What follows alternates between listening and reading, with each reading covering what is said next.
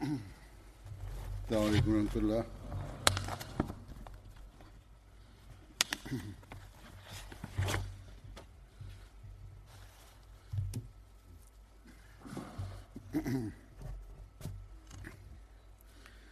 أشهد أن لا إله إلا الله وحده لا شريك له وأشهد أن محمدا عبده ورسوله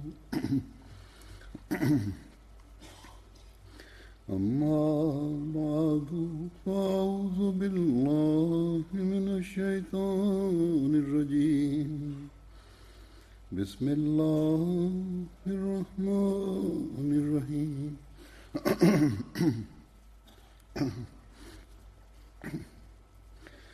الحمد لله رب العالمين الرحمن الرحيم مالك يوم الدين إياك نعبد وإياك نستعين اهدنا الصراط المستقيم صراط الذين أنعمت عليهم غير المغضوب عليهم ولا الضالين.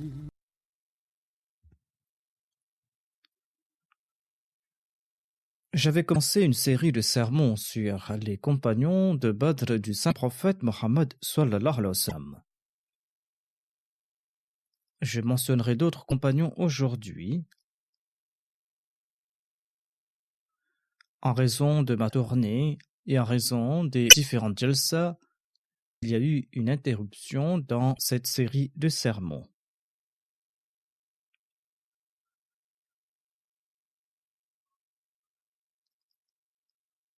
Dans mon sermon du 20 septembre, j'avais mentionné le dernier compagnon. J'avais mentionné Khubayb et il restait une partie des récits sur son sujet.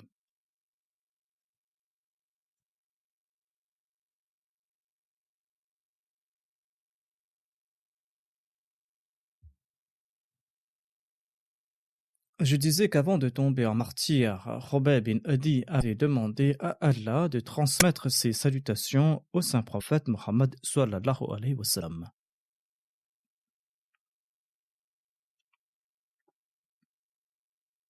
Ses compagnons jouissaient d'éminents statuts et ils étaient très proches d'Allah l'exalté. Et en retour, ayant le traitement de Dieu en leur faveur. Khubayb bin Adi s'est adressé à Dieu en lui disant: Je n'ai personne d'autre à qui me confier, transmets mes salutations au saint prophète Mohammed sallallahu alayhi wa sallam. Et Allah a transmis au saint prophète Mohammed lui ses salutations. Le saint prophète lui était assis dans une réunion et il a répondu à ses salutations et il a informé ses compagnons que Khubayb bin Adi venait de tomber en martyr. Par la suite, afin de venger la mort de Khubayb bin Adi et de ses compagnons, le saint prophète Mohammed lui a envoyé Amr bin Umayya à la Mecque. Il a envoyé à la Mecque avec pour mission de tuer Abu Sufyan, celui qui était à la tête de toutes ces exactions. Cette mort était la punition qu'il méritait. Le saint prophète Mohammed lui a aussi envoyé Jabbar bin Sahar Ansari en compagnie d'Amr bin Umayya. Tous deux ont pris leurs chameaux et ils se sont rendus dans la vallée de Yajij, une vallée qui se situe à environ 12 km de la Mecque.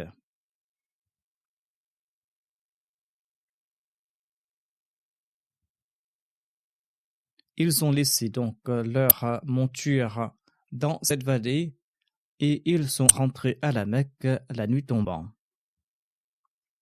Jabbar a dit à son compagnon Amr si seulement nous pouvions faire la tawaf de la Kaaba. Et si seulement nous pouvions aussi accomplir 2 rakats de la Salat dans l'enceinte de la Kaaba. Amr bin Umayya a expliqué que les Qurayshites passent la soirée de leur maison après le dîner et qu'ils pouvaient se faire repérer par les Qurayshites. Mais Jabbar l'a rassuré en disant qu'il n'en serait pas ainsi, Inch'Allah.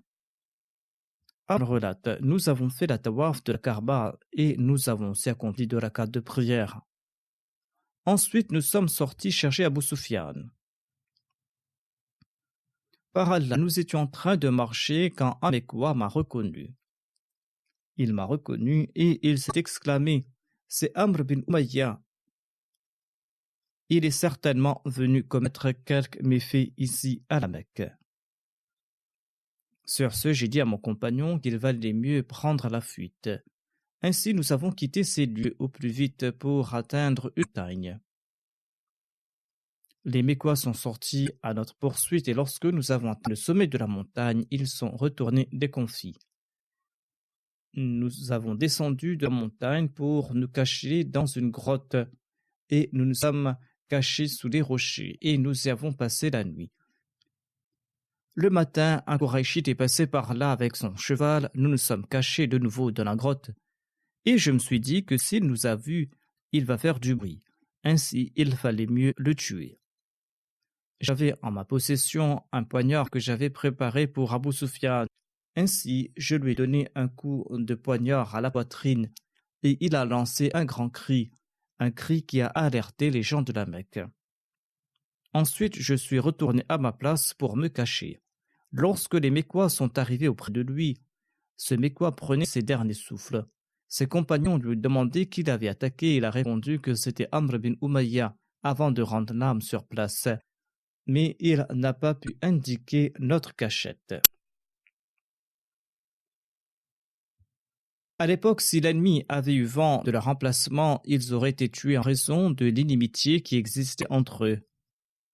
D'ailleurs, Amr s'était dit que si l'autre les avait vus et qu'il allait informer toi, eh bien les Mécois allaient se mettre à leur poursuite pour les tuer. Ainsi, ils ont dû prendre cette mesure défensive. Amr ajoute, l'individu n'a pas pu informer les Mécois de l'emplacement et ils l'ont pris avec eux. Dans la soirée, j'ai dit à mon compagnon que nous étions à l'abri. Ainsi, nous avons quitté la Mecque pour nous rendre à Médine durant la nuit. Et nous sommes passés à côté de quelques individus qui surveillaient la dépouille de Khubayb bin Adi. L'un d'entre eux a vu Amr et s'est exclamé « Par Dieu, la démarche de celui-là ressemble fortement à la démarche d'Amr. Si Amr n'était pas à Médine, j'aurais juré qu'il s'agissait d'Amr bin Umayya en personne. » Ainsi, Allah leur a couvert les yeux. Amr relate, lorsque Jabbar est arrivé tout près du bois où pendait la dépouille de Khubayb bin Adi, eh bien, il l'a enlevé et il a pris la fuite. Les autres l'ont poursuivi. Selon un autre récit, ces personnes étaient ivres et certains étaient éveillés, d'autres somnolés. Et ils ne l'ont pas vu s'enfuir avec la dépouille. Et quand les Mécois ont constaté ce qui s'était passé, ils ont poursuivi les musulmans. Lorsque Jabbar est arrivé tout près d'un canal, tout près de la montagne Yajij, eh bien, il a jeté le bois avec la dépouille de Khubayb, et Allah l'a caché des yeux des mécréants, et ils n'ont pas pu le trouver. Amr relate, j'ai dit à Jabbar, pars avec ton chameau, je vais retenir nos poursuivants. Et je suis parti et je suis arrivé au mont Yajnan, qui se situe à environ 40 km de la Mecque. Je me suis caché dans une grotte et par la suite je me suis rendu à Arj, situé à environ 125 km de Médine. Et quand je suis arrivé à Nafi, situé à environ 96 km de Médine, j'ai vu 2 Qurayshites que les polythéistes avaient envoyés pour espionner sur les gens de Médine. J'ai sommé à ces 2 espions de poser leurs armes. Suite à leur refus, je me suis apprêté au combat.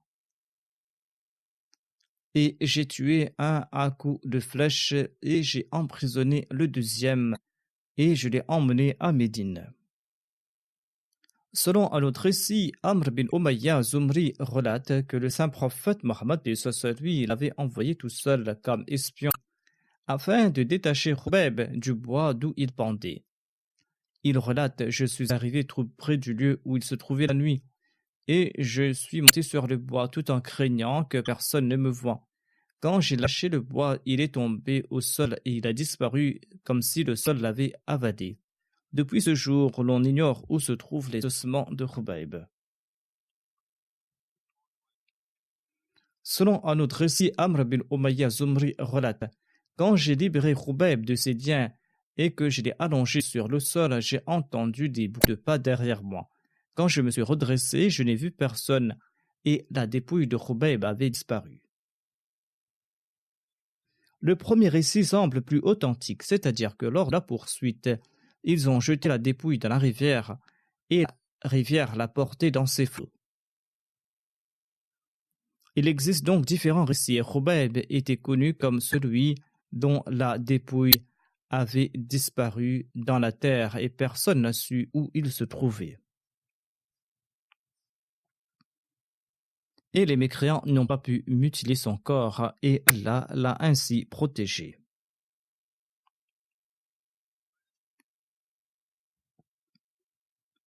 Selon un récit, Khubayb bin Ali était séquestré chez Hujair bin Abu Ihab. Hujair qui avait une femme esclave du nom de Mawiya. Les mécréants attendaient la fin des mois sacrés afin de pouvoir exécuter Khubayb. Mawiya a embrassé l'islam par la suite et elle était une bonne musulmane. Elle relatait par la suite: Par Allah, je n'ai vu personne de meilleur que Khubayb. Je l'observais tandis qu'il était enchaîné. À l'époque, il n'y avait pas trace de raisin dans la région. Or, Khubayb avait entre les mains une grappe de raisin aussi grosse que la tête d'une personne. C'est-à-dire, c'était une très grosse grappe de raisin. Et il en mangeait. C'était là la provision divine et rien d'autre. Il récitait le Coran lors de la prière de Hajjud et les femmes pleuraient en l'écoutant et elles avaient pitié de Khubayb. Un jour, je lui ai demandé s'il avait besoin de quelque chose. Non, a répondu Khubayb, avant de demander un peu d'eau fraîche. Et il m'a aussi demandé de ne pas lui offrir de la chair des animaux tués au nom des idoles.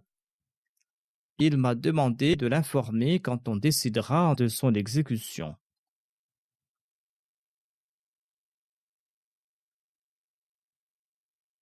Après la fin des mois sacrés, quand les mécréants ont décidé de l'exécuter, je suis parti l'informer, a dit la femme esclave. Elle ajoute: Par Allah, il ne s'est pas soucié de son exécution. Et il m'a demandé de lui donner un rasoir afin qu'il puisse se raser. Je lui ai envoyé l'instrument entre les mains de mon fils Abu Hussein. En fait, il n'était pas le fils de cette femme esclave. Muawiyah s'occupait de lui, c'est tout. Et quand l'enfant est parti, eh bien, je me suis exclamé: Par Allah, Khubayb va certainement se venger. Étant donné que l'enfant est parti le voir avec le rasoir, eh bien, il va se venger. Et Khubayb va dire que voilà la vie d'un homme pour celle d'un autre. Il est dit dans le récit que l'enfant est parti en jouant avec le rasoir dans les mains. Selon un autre récit, l'enfant était assez grand pour qu'on puisse l'envoyer avec quelque chose entre les mains.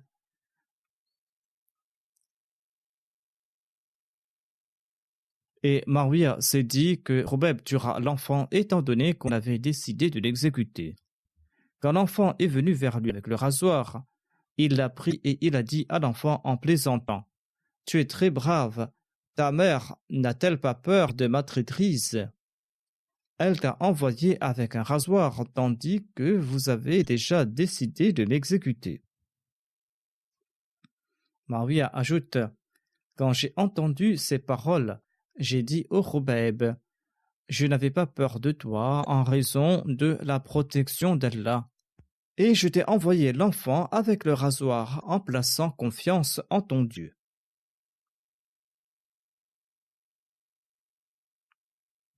Je ne t'ai pas envoyé mon fils pour que tu le tues.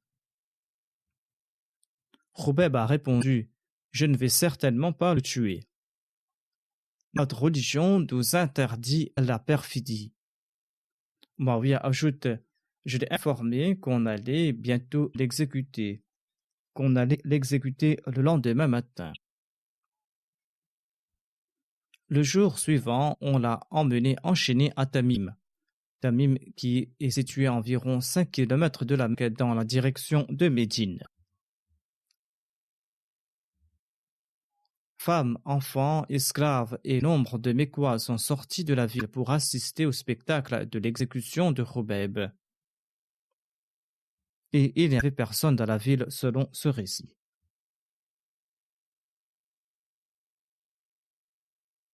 Ceux qui avaient perdu des aînés lors de la bataille précédente contre les musulmans souhaitaient assouvir leur vengeance. Les autres, ceux qui n'avaient pas de désir de vengeance, mais qui étaient les ennemis de l'islam et des musulmans, étaient tout aussi joyeux et ils souhaitaient voir la mort des musulmans. Khubayb et Zayd bin Dasna ont été emmenés à Tamim. Les polythéistes ont demandé qu'on plante un long bout de bois dans la terre et quand Khubayb y a été emmené, Khubayb leur a demandé l'autorisation d'accomplir 2 rakats de prière. Après leur autorisation, il a accompli ces 2 rakats de prière rapidement. C'était là le récit de cette femme. Selon le récit d'Ibn Sa'd, Muawiyah était l'esclave affranchi de Hujayr bin Abu Ihab et Khubayb était séquestré dans la maison de celui-ci. Selon Alama ibn Abdul Barr, Khubayb était séquestré dans la maison d'Uqba. La femme de celui-ci lui donnait à manger et elle déliait les mains de Khubayb au moment du repas. Alama ibn Asir relate, Khubayb était le tout premier compagnon qu'on avait pendu sur une croix pour la cause de Dieu. Le bois avait été planté en terre et Khubayb a été attaché sur ce bout de bois et il a été tué. Hadrat Muslim Maud relate à propos de cette exécution que parmi les spectateurs se trouvait Abu Sufyan qui était le chef de la Mecque. Il s'est tourné vers Zayd et il lui a demandé « Est-ce que tu ne préfères pas que Mohammed soit à ta place aujourd'hui? Ne préfères-tu pas être en sécurité chez toi tandis que Mohammed se trouve là ?» Zayd a répondu avec colère « Oh Abu Sufyan, que dis-tu là? Par Dieu, je préfère mourir plutôt que de voir le saint prophète marcher sur une épine dans les rues de Médine. » Abu Sufyan a été très impressionné par un tel dévouement. Il a regardé Zayd avec étonnement et il a déclaré sans hésiter mais d'une voix mesurée « Dieu m'est témoin que je n'ai jamais connu quelqu'un qui aima un autre comme les compagnons du saint prophète Mohammed lui aime Mohammed sallallahu alayhi wa sallam. » Ainsi donc, tel était l'amour, telle était la fidélité et le dévouement des compagnons à l'égard du saint prophète Mohammed sallallahu alayhi wa sallam. Et on constate aussi le traitement de Dieu à leur égard. Khubayb avait dit « Étant donné que j'offre ma vie pour la cause d'Allah, eh bien, peu importe la direction dans laquelle mon corps va tomber. Cela m'importe peu que mon corps tombe à droite, à gauche, devant ou derrière. Mon seul désir est de mourir pour la cause d'Allah. Mon seul désir avant de mourir était de se prosterner devant Dieu et d'accomplir 2 rakats de prière. »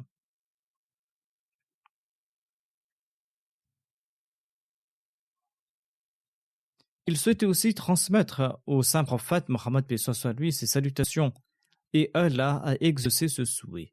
Et il a transmis au saint prophète Mohammed lui ses salutations.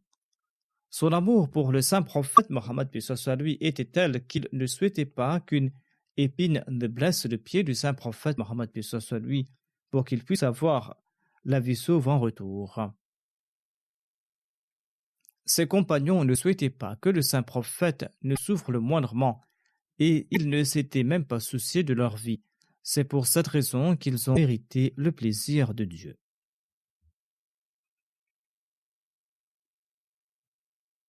Le prochain compagnon se nomme Abdullah bin Ubay bin Saloul.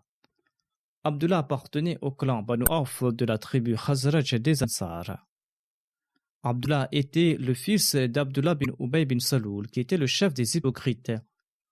Abdullah était un compagnon très fidèle et dévoué. Sa mère se nommait Khawla bint Munzir. Abdullah se nommait Khubab à l'époque de l'ignorance et le saint prophète Mohammed lui a changé son nom en Abdullah en disant que Khubab était le nom de Satan. Saloul était la grand-mère maternelle de bin Ubay, le chef des hypocrites. Elle était originaire de la tribu Khuza. Ubay était plus connu en raison de sa mère et c'est pour cette raison qu'il était connu comme Abdullah bin Ubay bin Saloul.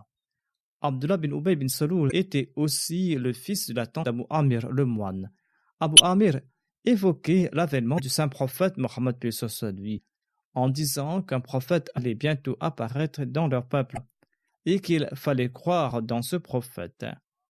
À l'époque de l'ignorance, Abu Amir le moine portait des vêtements épais et il menait une vie d'ascèse. Mais lorsque Allah a suscité le saint prophète Mohammed lui, au lieu d'accepter le saint prophète comme Abu Amir l'encourageait aux autres, eh bien, Abu Amir est devenu jaloux et il s'est rebellé contre le saint prophète Mohammed lui et il a adopté la voie de l'incroyance.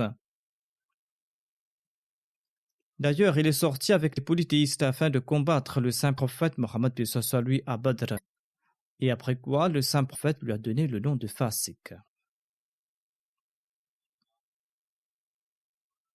Les enfants d'Abdullah se nommaient Obada, Julayha, Khaythama, Khawla et Omama.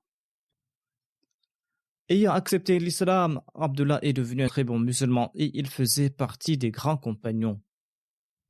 Abdullah a accompagné le saint prophète Mohammed pour la bataille de Badr, la bataille d'Uhud et à toutes les autres batailles menées par le saint prophète lui.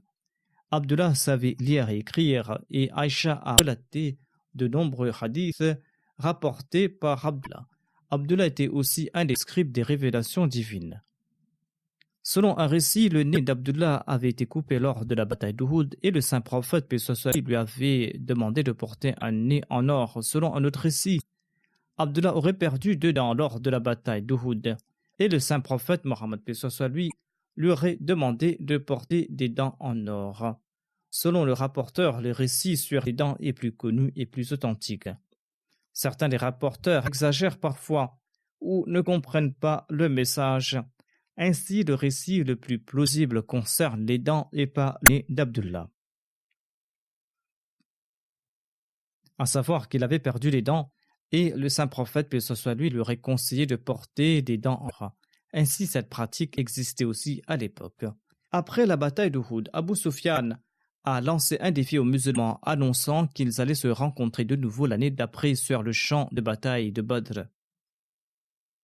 Hazrat Mirza Bashir Ahmad Sahib relate cet incident en puisant dans divers recueils historiques et il en a fait mention dans son livre Sirat Khatam al-Nabi.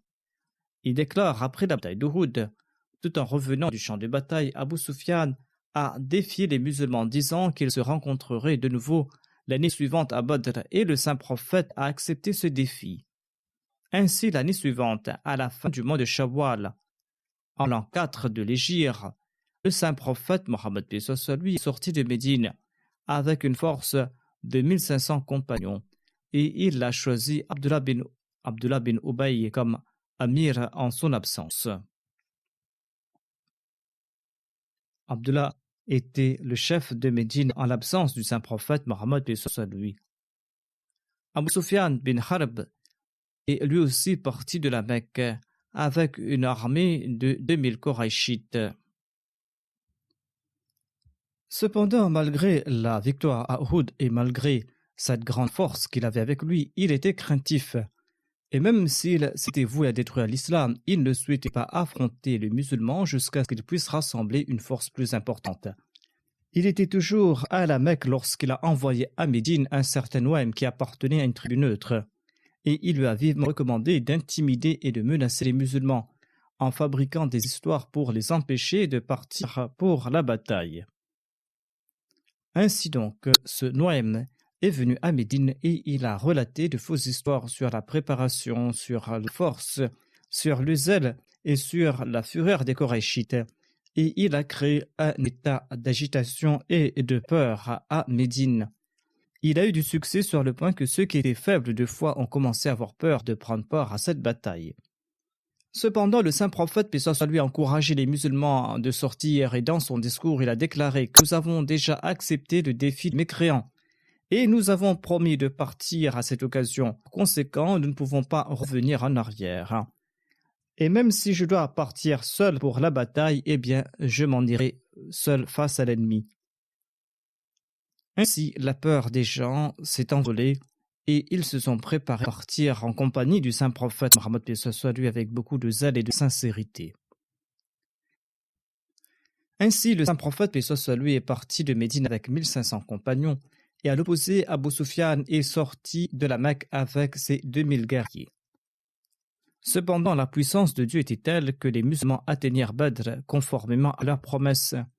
Mais l'armée des Koraïchites a avancé avant de retourner à la Mecque. On raconte qu'Abu Sufyan a appris l'échec de Nuaym qu'il avait envoyé pour effrayer les musulmans.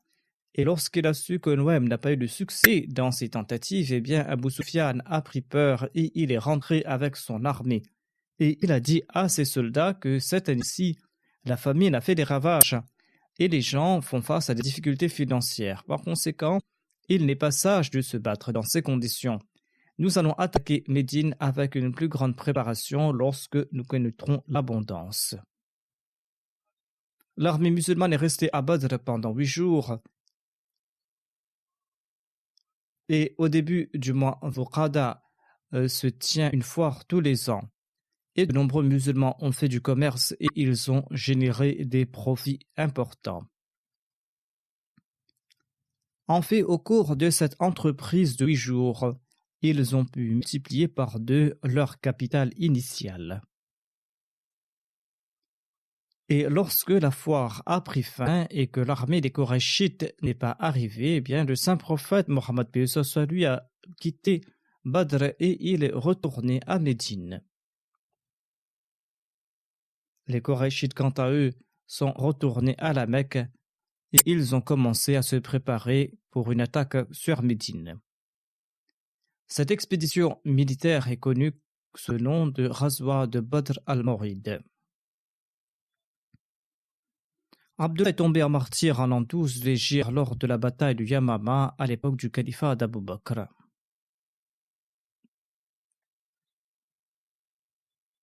Le recueil d'Al-Bukhari mentionne un récit à propos d'Abdullah bin Ubay bin Saloul, le père d'Abdullah, ce compagnon du saint prophète, paix soit lui. J'en fais mention ici afin que nous puissions connaître des faits historiques, quoique certains de ces récits ne sont pas à ce compagnon en question. Oussama bin Zayd relate que le saint prophète, paix soit lui, voyageait à Dodan. Sous la selle de l'animal se trouvait un tapis de la région de Fadak, et il avait placé derrière lui Oussama bin Zayd. Et il partait visiter Sarad bin Obada, qui était dans le quartier Banu Harith bin Khazraj et qui était tombé malade. Cet incident a eu lieu avant la bataille de Badr. Le saint prophète, paix soit lui, croisant en cours de route un groupe dans lequel se trouvait Abdullah bin Ubay bin Saloul, qui n'était pas encore musulman à l'époque. Il n'avait pas encore accepté l'islam, même s'il l'avait fait de manière hypocrite par la suite. Il y avait aussi des polythéistes, des juifs et des musulmans. Abdullah bin Rawaha s'y trouvait aussi. Lorsque la monture du saint prophète Mohammed paix soit lui traversa tout près, elle souleva de la poussière. Abdullah bin Ubay se couvrit le nez avec son manteau et dit en s'adressant peut-être au saint prophète Mohammed paix soit lui, il a dit « N'envoie pas sur nous de la poussière ». Le saint prophète paix soit lui a transmis ses salutations, il s'est arrêté, il est descendu de sa monture et il les a invités vers la voie d'Allah et il lui a lu le Saint-Coran. Abdullah bin Ubay bin Saloul s'est adressé au saint prophète en ces termes. Ô homme, il n'y a pas de meilleure parole que la tienne. Opiné aux yeux du saint prophète Mohammed paix soit lui, il n'y avait pas de meilleure parole que la sienne. Ou peut-être qu'il voulait dire, ne peux-tu pas dire de parole meilleure? Sa phrase peut être prise sous plusieurs sens. Je ne sais pas de l'exactitude de la traduction, il faudra se référer au texte original. En tout cas, Abdullah a dit, même si tes propos sont vrais, eh bien, ne viens pas nous tourmenter ici. Retourne chez toi et raconte cela à celui qui viendra te voir. Abdullah bin Rawaha, qui était présent sur lui, a déclaré, ô envoyé d'Allah, venez dans nos assemblées, nous apprécions vos propos. Sur ce, les musulmans, les polythéistes et les juifs ont commencé à se disputer entre eux. Ils étaient sur le point d'en venir aux mains quand le saint prophète Mohammed paix soit lui les a calmés et il les a ramenés à la raison. En fin de compte, ils se sont calmés et le saint prophète paix soit lui est parti sur sa monture chez Sa'd bin Ubada et il a dit à Sa'd, « Ô Sa'd, tu n'as pas entendu ce que Abu Hubab m'a dit aujourd'hui. » Il parlait en effet d'Abdullah bin Ubay. Sur ce, le saint prophète paix soit lui a relaté tout l'incident ainsi que les propos d'Abdullah bin Ubay. Sa'd bin Ubada a répondu, « Ô envoyé d'Allah, pardonnez-lui. Je jure par celui qui vous a envoyé avec le livre. Allah a fait venir la vérité ici, par votre entremise. Mais avant que vous ne veniez ici, les gens de Médine avaient décidé d'élire Abdullah bin Ubay le chef de la ville. Étant donné qu'Allah a souhaité autrement, en raison de la vérité qu'il vous a conférée, eh bien, Abdullah a commencé à brûler de jalousie. Et c'est pour cette raison qu'il a prononcé ces paroles à votre encontre. En entendant ces paroles, le saint prophète paix soit lui à Abdullah bin Ubay, en accord au commandement d'Allah, l'envoyé d'Allah et ses compagnons pardonnaient les polythéistes et les gens du livre et faisaient montre de patience face à leur outrage.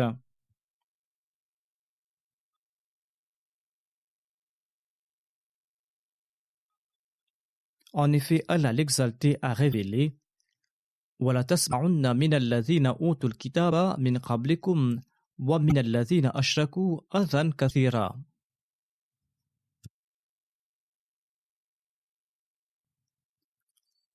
Il est dit, vous entendrez sûrement beaucoup de choses blessantes de la bouche de ceux à qui le livre a été transmis avant vous, et des polythéistes. Allah a aussi déclaré, dans un autre verset, وَدَّ كَثِيرٌ مِنْ أَهْلِ الْكِتَابِ لَوْ يَرُدُّونَكُمْ مِنْ بَعْدِ إِيمَانِكُمْ كُفَّارًا حَسَدًا مِنْ عِنْدِ أَنْفُسِهِمْ. Un grand nombre de gens du livre aimeraient par pure jalousie vous ramener à l'incroyance après que vous ayez cru, une fois que la vérité leur soit devenue manifeste. Pardonnez-leur et laissez passer, en attendant qu'Allah envoie son jugement. Assurément, Allah a le pouvoir de faire tout ce qu'il veut. Ainsi donc, le saint prophète Mohammed paix soit lui préférait le pardon en accord au commandement divin. En fin de compte, quand Allah lui en a donné la permission, le saint prophète paix soit lui a livré bataille à Badr. Et lorsqu'Allah a fait mourir de grands chefs de Qurayshites lors de cette bataille, eh bien, Abdullah bin Ubay et ses suivants, qui étaient des polythéistes et des idolâtres, ont conclu que la communauté de l'islam avait pris de l'ampleur. Et ils ont prêté allégeance au saint prophète Mohammed paix soit lui et ils se sont convertis à l'islam. En fait, c'est en constatant la victoire des musulmans à Badr qu'ils ont pris peur et qu'ils ont embrassé l'islam. Comme je l'ai dit, ces récits ne sont pas liés directement à un compagnon du saint prophète. J'en fais mention ici afin que l'on puisse connaître certains faits historiques. Hazrat Mirza Bashir Ahmad Sahib a commenté sur le comportement d'Abdullah bin Ubay bin Saloul. Avant la bataille d'Uhud, le saint prophète Mohammed paix soit lui a rassemblé les musulmans et il leur a demandé conseil au sujet de cette attaque des Qurayshites. Devait-il rester à Médine ou livrer bataille à l'ennemi à l'extérieur?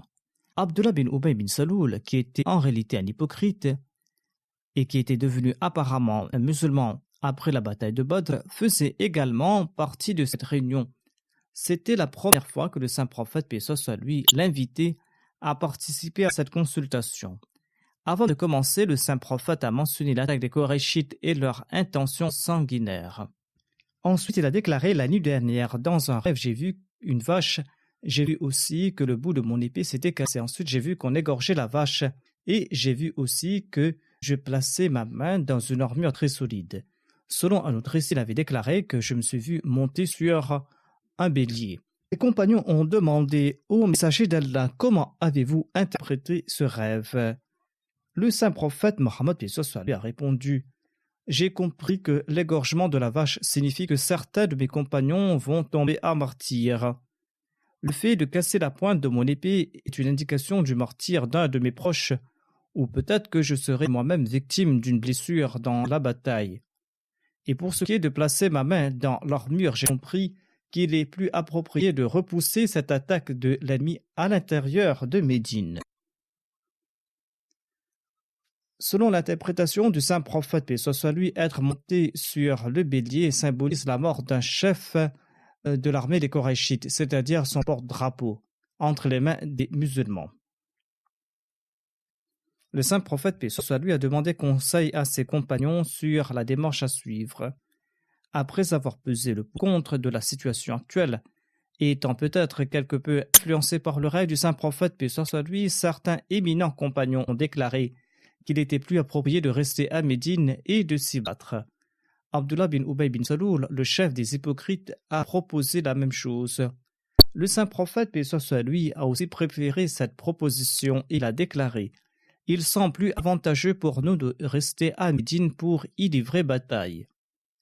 Cependant, la majorité des compagnons, et en particulier les jeunes hommes qui n'avaient pas participé à la bataille de Badr et qui souhaitaient servir la religion en tombant en martyr, cela avait insisté avec force pour qu'ils quittent la ville et pour qu'ils se battent dans un champ ouvert. Ce groupe a présenté son opinion avec une telle insistance que, lorsque le saint prophète a été témoin de leur zèle, il a accepté leur proposition et il a décidé que les musulmans combattraient les mécréants sur un terrain ouvert. Après la prière du vendredi, le saint prophète Mohammed lui a publiquement exhorté les musulmans à chercher la récompense spirituelle à travers le djihad pour la cause d'Allah, en participant dans cette bataille. Par la suite, le saint prophète s'est réuni et il a porté son turban, il a revêtu son équipement, ses armures et il a pris ses armes avec l'aide d'Abu Bakr et d'Omar et il est sorti au nom d'Allah. Pendant ce temps, en raison de la réprimande de Sa'd bin Mu'adh, le chef de la tribu Aws et d'autres éminents compagnons, le groupe de jeunes hommes a commencé à comprendre l'erreur, notamment qu'ils n'auraient pas dû insister sur leur propre opinion et s'opposer à l'opinion du messager d'Allah. Et la plupart de ces jeunes hommes étaient maintenant enclins au remords.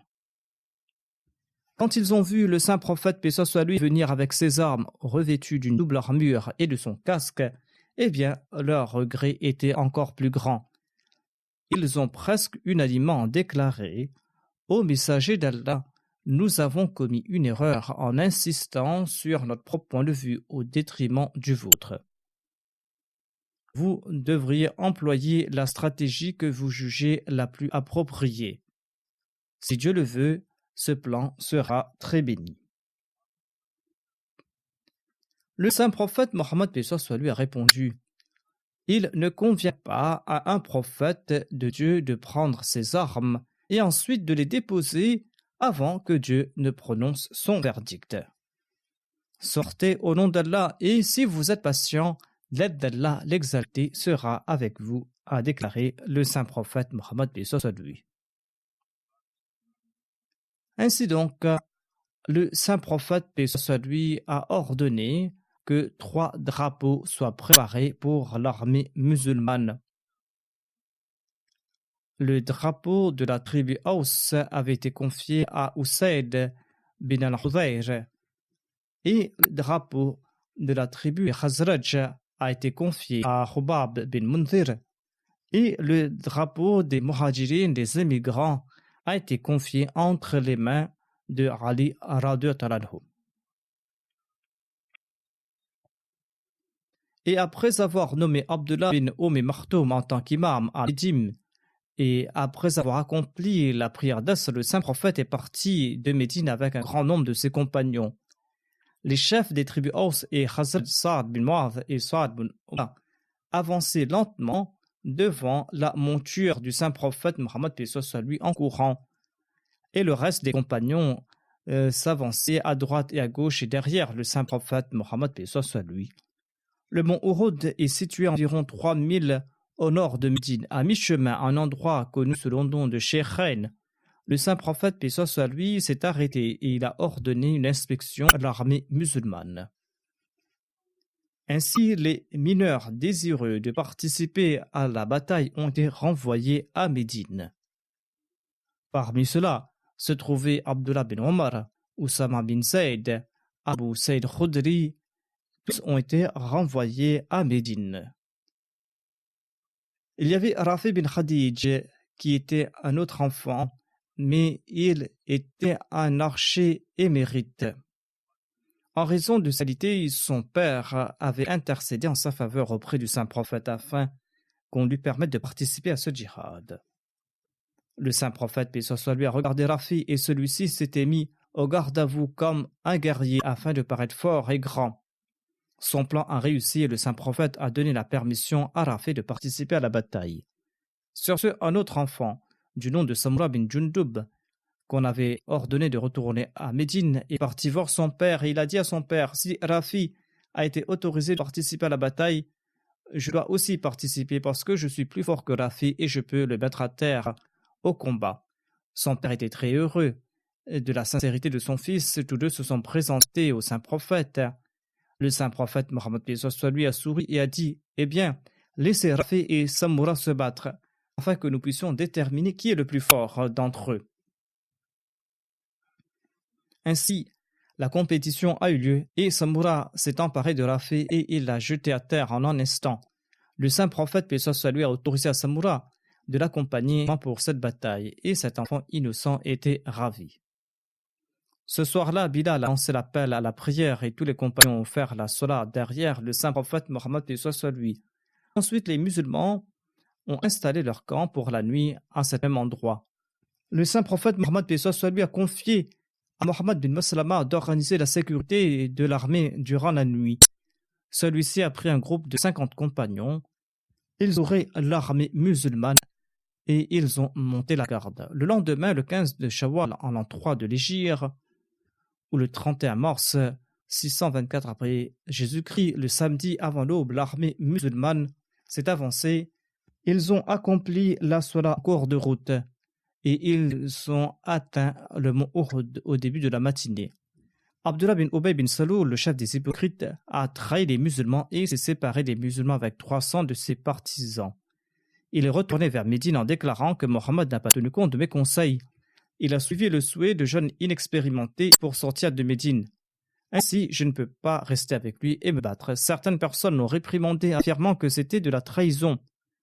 Mais il n'a pas voulu écouter. Il a dit que si c'était une bataille, j'y aurais pris part, mais ce n'est pas une bataille, c'est un suicide. Ainsi, il ne restait que 700 âmes de l'armée musulmane, ce qui représentait moins d'un quart des 3000 guerriers koraïchites. En tout cas, la bataille a eu lieu. Il y a d'autres détails à ce propos. Inch'Allah, je ferai mention dans mes sermons à l'avenir.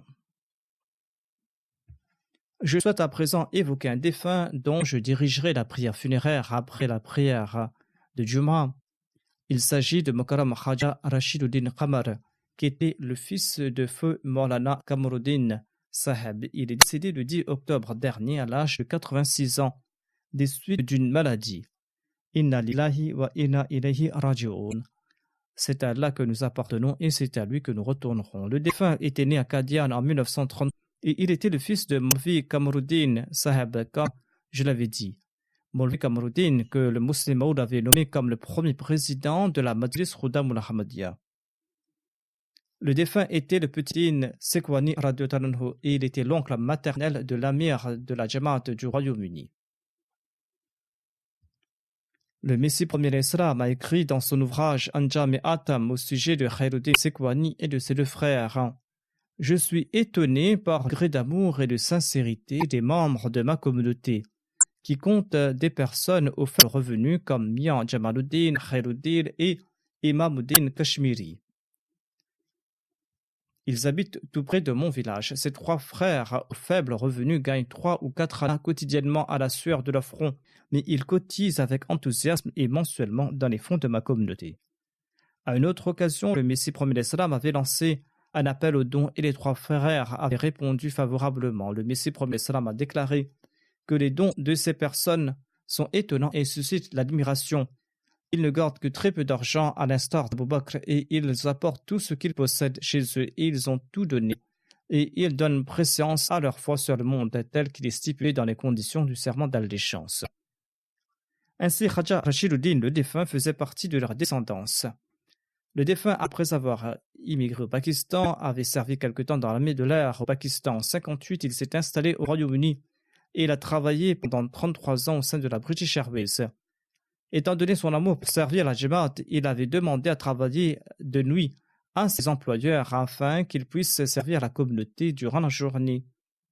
Il a passé l'intégralité de sa vie à servir la communauté en différentes capacités. Il était le premier président de la Majlis Khudam al-Ahmadiyya au Royaume-Uni. Il a servi pendant 7 ans à ce poste. À l'époque, la Majlis Khudam al-Ahmadiyya du Royaume-Uni était sous l'égide de la Majlis Khudam al-Ahmadiyya centrale. Ainsi, il était le tout premier caïd de la Majlis Khudam al-Ahmadiyya du Royaume-Uni. Le défunt a servi comme secrétaire général de la Jamaat, secrétaire mâle, secrétaire des affaires matrimoniales, secrétaire aux affaires internes et vice-officier de la Jalsaga. Khaja Saheb possédait de nombreuses qualités. Il avait un grand respect pour le califat, un grand amour pour le califat. Il avait un grand respect pour les anciens de la Jamaat, pour les missionnaires et les serviteurs de la communauté. C'était une personne très pieuse, régulière dans ses prières de Tahajjud. Il accomplissait régulièrement ses prières en concurrent dans le paiement de ses coûts dans ses sadqas. Il était très sociable, s'occupait des pauvres, s'adressait aux enfants avec une grande gentillesse, respectait les grands et les petits. Il faisait beaucoup de supplications. Il était aussi un moussi. Il laisse derrière lui son épouse, un fils et 2 filles. Il avait aussi une sœur et 3 frères. Son petit-fils Qasid Mouin est missionnaire et il sert au sein de la MTA et fait partie de l'équipe d'Al-Hakam. Qasid Mouin Saheb écrit « Je passais mon week-end chez mon grand-père et j'ai eu l'occasion de l'observer de très près. Lorsque j'étais enfant, je dormais souvent dans sa chambre et j'ai toujours observé qu'avant de se coucher, il faisait des nawafil. Et il accomplissait ces nawafil d'une très belle façon, sereinement et calmement. Il se réveillait régulièrement pour la prière de Tahajjud et il nous réveillait également pour la prière de Fajr. Il avait un tempérament doux, il était tel un ange et il ne m'a jamais réprimandé sauf une fois. Lorsque, dans l'innocence de mon enfance, je lui avais demandé à l'époque du 4e calife qui sera le prochain calife après le 4e. Il m'avait beaucoup réprimandé en m'expliquant qu'il ne fallait pas poser ce genre de questions. Ainsi donc, dès mon jeune âge, je m'étais rendu compte du statut du califat. Le défunt avait une relation de sincérité avec le califat et il m'écrivait régulièrement. Même durant ces derniers jours, alors qu'il était très malade, il était venu me rendre visite quelque temps avant mon départ pour cette tournée. Le défunt a été diagnostiqué d'un cancer qui était très douloureux. Le traitement aussi l'était, mais il a fait preuve d'une grande patience. Et il m'a relaté tout cela avec beaucoup de courage. Qu'Allah l'exalté fasse preuve de pardon à l'égard du défunt et qu'il lui accorde sa miséricorde, et qu'il le compte parmi ses bien-aimés, et qu'il permette à sa descendance de perpétuer ses bonnes œuvres.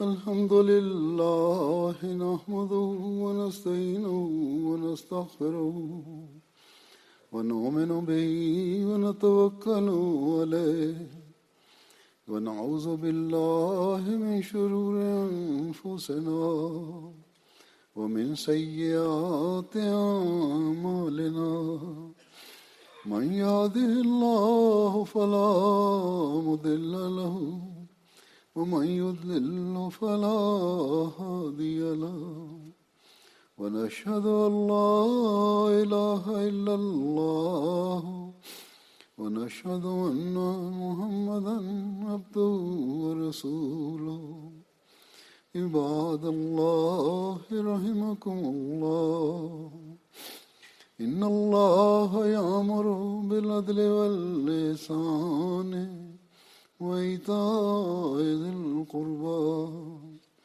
وينهى عن الفحشاء والمنكر والبغي يعظكم لعلكم تذكرون اذكروا الله يذكركم وادعوه يستجب لكم ولذكر الله أكبر